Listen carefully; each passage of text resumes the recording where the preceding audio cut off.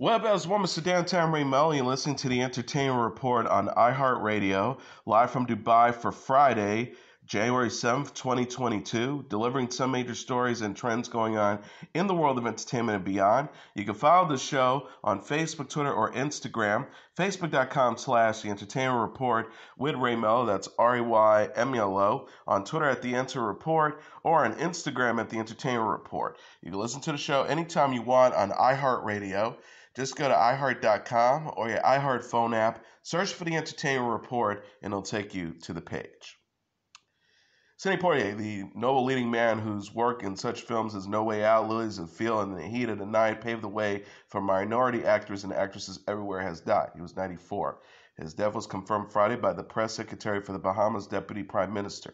Speaking at a press conference on Friday, Bahamas Prime Minister Philip Davis announced that the Bahamian flag is being hung at half-mast in the country, as well as the nation's various embassies around the globe. In his statement, the Prime Minister celebrated the life of a great Bahamian, a cultural icon, an actor, a film director, an entrepreneur, a civil rights activist, and a diplomat, and highlighted Poitier's colossal achievements as well as his personal strength of character as someone willing to, quote, stand up and be counted. He said, "My dear friends, it's with great sadness that I learned this morning of the passing of Sir Sidney Poitier, the boy who moved from the tomato farm on Cat Island to moving and becoming a waiter in the United States, a young man who not only taught himself to read and write, but who made words and thoughts and feelings central to his career. The man who expressed his rage against racial injustice through quiet dignity. A humanitarian who used a steely determination to not just better himself, but better the world he lived in." Poitier was the first black man to win an Academy Award for Best Actor when he was acknowledged for his portrayal of a good-hearted handyman for Arizona Nuns in Lilies of the Field, 1963. He received an earlier Best Actor nomination for his turn as a convict on the run in The Defiant Ones in 1958. In 2002, he received an honorary Oscar from the Academy for his extraordinary performances and unique presence on the screen and for representing the motion picture industry with dignity, style, and intelligence throughout the world. Poitier was the first actor to star in mainstream Hollywood movies that depicted a black man in a non-stereotypical fashion, and his influence, especially during the 50s and 60s, as a role model and self-image maker was immeasurable. His deliberate and leading voice contained grace, and his mesmeric manner made him one of the most beloved stars in Hollywood history. Poitier also was the first black actor to become the nation's top box office draw, attaining that distinction in 1967 when he starred in three memorable films: To Sir with Love as a teacher in London, In the Heat of the Night as Philadelphia Detective Virgil Tibbs, and Guess Who's Coming to Dinner as the fiancé of a white woman. All were benchmark performances. He told Newsweek in 1988, "I made films when the only other black on the lot was the shoeshine boy, as was the cast of Metro. I was the lone guy in town." Since his big screen debut as an extra in 1947, Poitier appeared in more than 40 films, including Blackboard Jungle in 1955 and the landmark A Raisin in the Sun in 1961. In 1969, Poitier teamed with Paul Newman and Barbra Streisand, later joined by Steve McQueen and Dustin Hoffman, to launch the independent production company First Artists, broadening his talents to include writing and directing. He guided Richard Pryor and Gene Wilder in the box office hit Stir Crazy in 1980 and directed other films like the comedy Hanky Panky in 1982 and the musical Fast Forward in 1985. Poitier was born in Miami on February 20th, 1927. His parents traveled back and forth from Cat Island in the Bahamas to Miami, where they sold tomatoes from their small farm. A complication in his mother's pregnancy forced her to enter a hospital where she delivered Poitier prematurely. As a child, Poitier had just only 2 years of formal schooling. Around age 11, he became fascinated with movies, and while a teenager left in New York City, determined to be an actor. Arriving virtually with no money, he worked at such odd jobs as porter, busboy, and chicken plucker, while living in bus terminals, laboratory booths, and on rooftop overlooks Broadway. After a stint in the Army and while working as a dishwasher, Poitier answered a want ad placed by the American Negro Theater looking for actors. He auditioned, but his performance, marred by his thick accent, did not win him a spot. He began listening to the radio to perfect his English and auditioned again and was turned down once more, but he convinced the company to hire him as a janitor. He made his way to understudy and became friends with a classmate, Harry Belafonte. Gradually, Poirier won acceptance and was rewarded in 1946 with a small part on Broadway as an all-black production of Listrada. He continued to perform minor roles until writer-director Joseph L. Mankiewicz offered him $750 a week to play a big part in the influential film No Way Out in 1950. In what was the first major movie to feature a black actor in the role of an intellectual professional, Poirier played a young doctor just starting out who is confronted by a racist patient, played by Richard Widmark. His strong turn won him a role as a South African clergyman in Cry the Beloved Country in 1952. He went on to break through as one of the rebellious high school students in Richard Brooks's Blackboard Jungle, a searing look at inner city education. Poirier further distinguished himself in The Edge of the City in 1957 opposite John Cassavetes in a rare movie about interracial friendship, and he starred again for Brooks in Something of Value in 1957, in which he played a Kenyan. Now critics were triumphing him a deserving Oscar nominee. The following year, Poirier received the Best Actor Oscar nod for his performance as an escaped convict opposite Tony Curtis in The Defiant Ones. He followed that by playing Walter Lee Younger in the film adaptation of A Raisin in the Sun, one of his most demanding roles. He had played it on Broadway, landing a Tony nomination. Then won the Oscar for his turn as Homer Smith, a traveling handyman who helps nuns build a church in the desert in Lilies of the Field. With his status as a power player, Poirier helped launch First Artist and returned as his Heathen Knight character, now working out in San Francisco in They Call Me Mr. Tibbs in 1969 and The Organization in 1971. Soon after, Poirier entered a deal with Columbia Pictures to star in and produce two movies. He teamed with Belafonte to make the post-Civil War tale Buck and the Preacher in 1972 and jumpstart his directorial career. In all, he would helm 9 movies, running the gauntlet for interracial confrontations to slapstick and light comedies, including A Warm December in 1973, Uptown Saturday Night 1974, Let's Do It Again 1975, A Piece of the Action 1977, and Ghost Dad 1990. For Poirier, the 70s were a relatively fallow period, a time when black exploitation was in full swing, with street-smart, swaggering superheroes like John Shaft. Poirier's serious dramas went out of vogue and retreated to the Bahamas at the start of the decade to reflect and recharge. In 1980, he directed Stir Crazy, which went on to become a runaway hit, and reunited with Wilder and Gilda Radner to helm Hanky Panky. He wrote in a 1980 autobiography, This Life, documenting his journey from the tomato fields of the Bahamas to the pinnacles of Hollywood success, and directed Fast Forward, a dance musical about young people with big dreams. In essence, it was a story similar to his real-life image. After 10 years behind the camera, Poirier re-emerged as an actor. In Little Nikita in 1988, he played an investigator trying to subvert Russian spies. In Shoot to Kill in 1988, he was a city-sickler FBI agent who teams with the reclusive mountain man, played by Tom Berenger, to chase down a psychopath across the Pacific Northwest. He later co-starred with Robert Redford and Dan Aykroyd in Sneakers, and played a deputy director of the FBI in The Jackal in 1997 opposite Bruce Willis.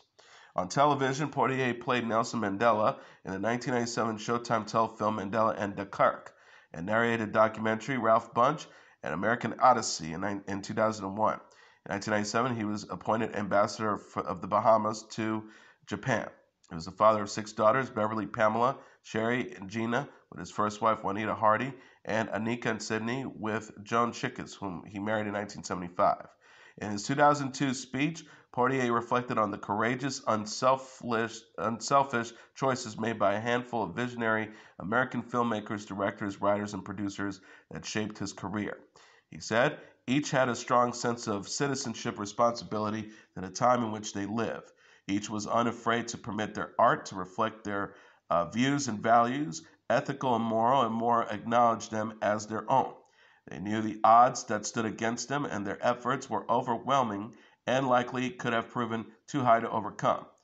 He also added, still those films were preserved, speaking through their art to the best in all of us, and I've benefited from their effort, the industry benefited from their effort, America benefited from their effort, and in a way, large and small, the world has also benefited. Poirier was 94. Besides the honorary Oscar, Poirier was honored many times when he was alive. The American Film Institute included him in its 1999 list of the greatest male Hollywood stars.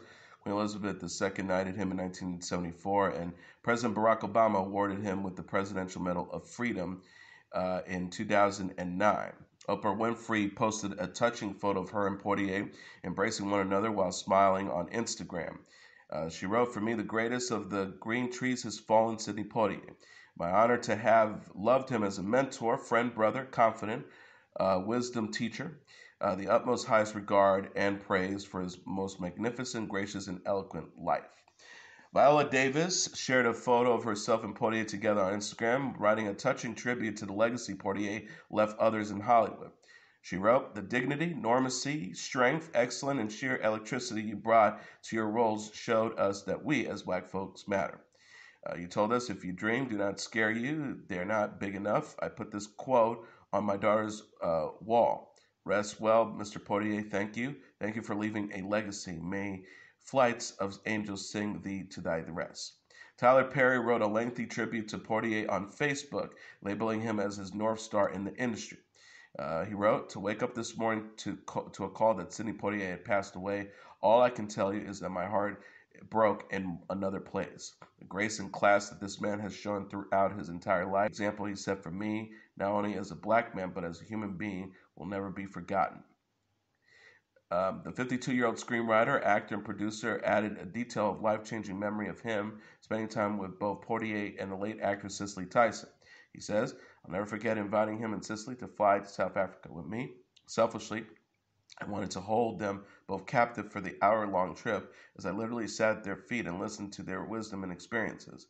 All I can say is thank you for your life, thank you for your example, and thank you for your incredible gift, but most of all, thank you for being willing to share you to make us all feel better." Former President Barack Obama shared a photo of him and Michelle Obama and Portier in the White House.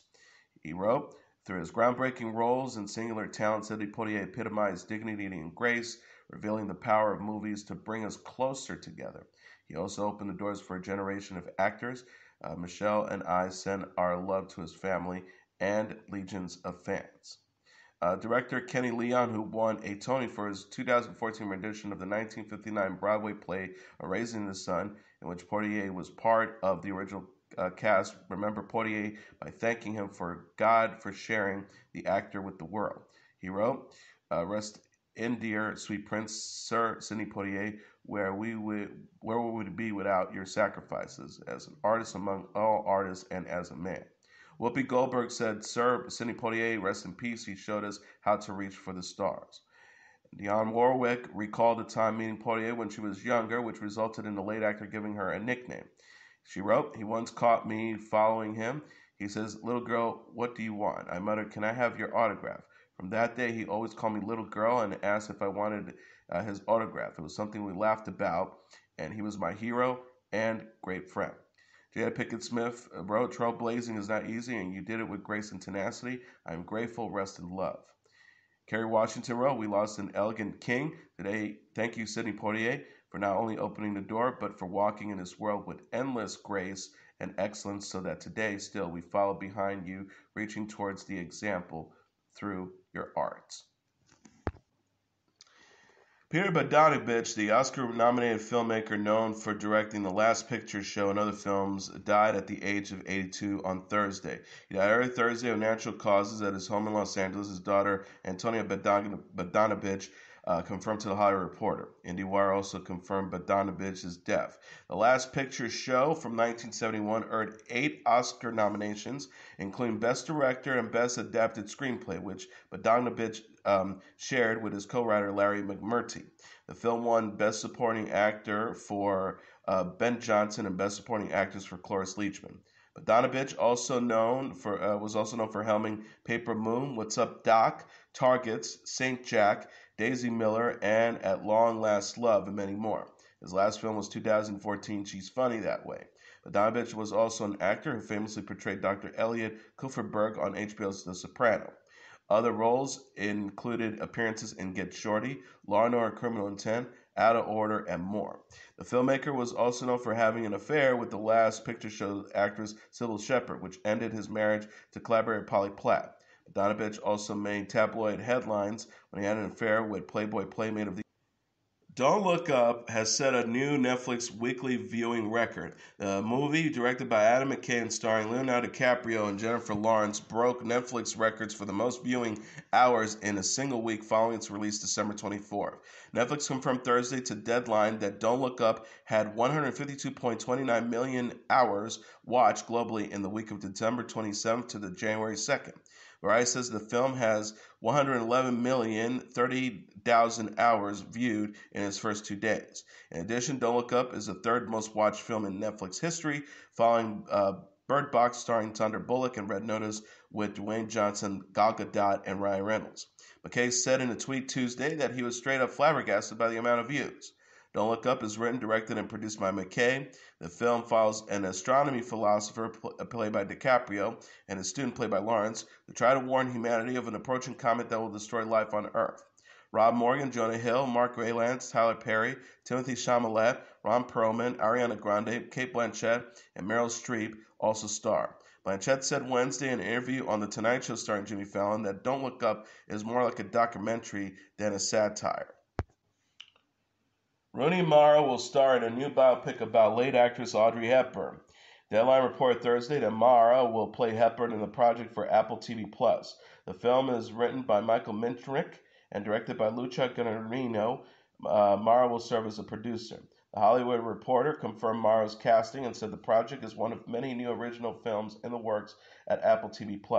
Hepburn, who was born in Belgium in 1929 and died at the age of 63 in 1993, was known for such movies as Breakfast at Tiffany's, My Fair Lady, Funny Face, Sabrina, and Robin Holiday.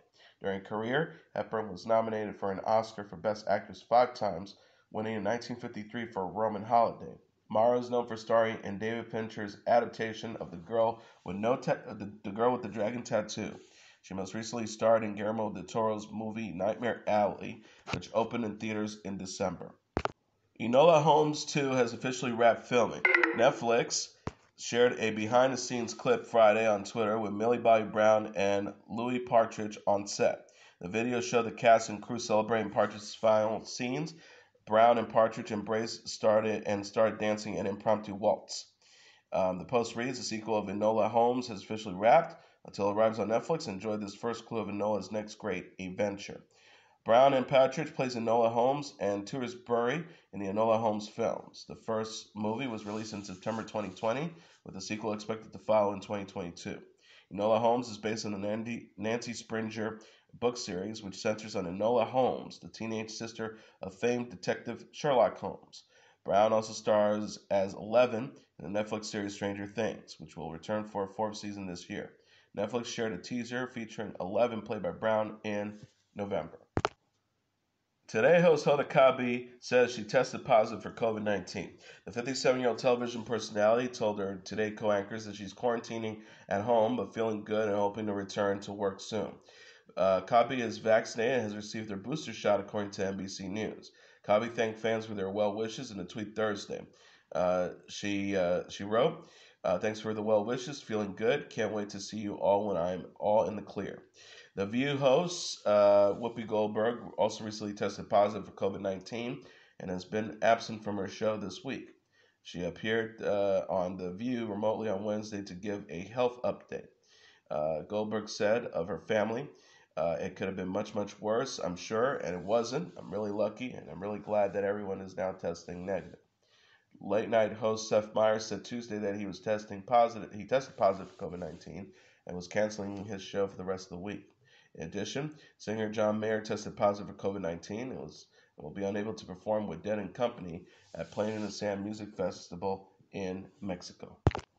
James Corden became the latest host of late night television to announce that he has contracted COVID-19. Days after Seth Meyers, the host of NBC's Late Night, said Tuesday that his talk show would be canceled for the rest of the week as he is sick with the coronavirus. The British comedian and the host of CBS The Late Late Show announced that he had tested positive for COVID-19. Corden said on social media, I just tested positive for COVID-19. I'm fully vaccinated, boosted, and because of this, I'm fortunate to say I feel completely fine. Due to his illness, his show will be canceled for the next few days. He says, stay safe, everyone. The announcement by Corden and Myers followed Jimmy Fallon, who hosts NBC's The Tonight Show on Monday, said he had tested positive over the weekend. Ian Carmel, the head writer of The Late Late Show, poked fun at Corden's illness, stating that on Twitter, "I told him it was hacky to do this after Fallon and Seth both did it, but whatever."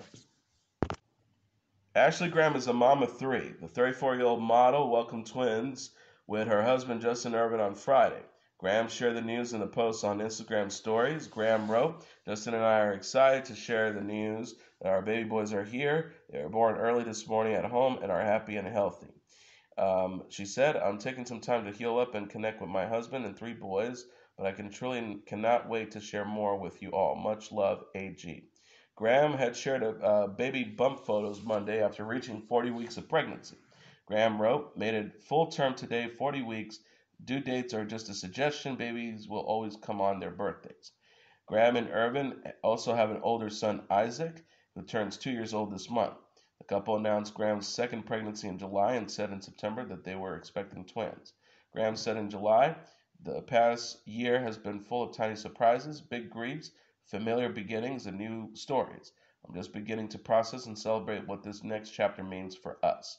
Graham is known for her modeling work with Lake Bryan, Edition L, and Sports Illustrated. Morgan Wallen, Olivia Rodrigo, Adele, Drake, and Taylor Swift, and more dominated the U.S. music sales for 2021, according to MRC Data Year's End Report. Wallen's Dangerous the Double album was the top album of 2021 by total equivalent album units earned by reaching 3.2226 million units. The list combines digital and physical sales along with the equivalent value of songs that were streamed and sold. Rodrigo's Sour came in second place, followed by Drake's Certified Lover Boy, Adele's 30, Pop Smoke's Shoot for the Stars, Aim for the Mood, Doja Cat's Planet Her, The Killer Roy's Exploited Love, Justin Bieber's Justice, Dua Lipa's Future Nostalgia, and The Weeknd's After Hours. For traditional sales that don't take into account streaming numbers, Adele's 30 reached the top spot with 1.464 million units, followed by Swift's Red, Taylor's version, Rodrigo's Sour, Swift's Evermore, Swift's Fearless, Taylor's version, Billie Eilish's Happier Than Ever, Harry Styles' Fine Line, Swift's Folklore, Carrie Underwood's My Savior, and Wallen's Dangerous the Devil album. Overall consumption of music grew 11.3% in 2021, MRC data said, due in part to the streaming and vinyl sales. And finally, Bon Jovi is going on tour in 2022. The rock stars shared plans Friday for a new U.S. tour beginning in April. Bon Jovi will kick off the tour April 1st in Omaha, Nebraska, and bring the venture to a close April 30th in Nashville. Tickets go on sale on January 14th, with pre-sales to begin on January 11th. The band wrote on Instagram, "It's official, we'll be headed back on a road this April for the Bon Jovi 2022 tour." The tour will be Bon Jovi's first since 2019. The group released their 15th studio album, 2020, in October 2020. Frontman John Bon Jovi said in a statement, "We have all missed touring, and we know that nothing can replace the energy of a live show for the fans of the band Bon Jovi was forced to cancel an appearance and performance at a fan event in October after testing positive for COVID-19. And as your entertainment report for Friday, January 7th, 2022, I'm your host, Mr. Downtown Ray Mello. I'll be back on Monday to deliver some major stories and trends going on in the world of entertainment and beyond. You can follow the show on Facebook, Twitter, or Instagram. Facebook.com/The Entertainment Report with Ray Mello. That's RAYMELO. On Twitter at The Enter Report, or on Instagram at The Entertainment Report. You can listen to this episode or any previous episodes of The Entertainment Report anytime you want on iHeartRadio. Just go to iHeart.com or your iHeart phone app, search for The Entertainment Report, and it'll take you to the page. Everyone have a great weekend, good night, and God bless you all.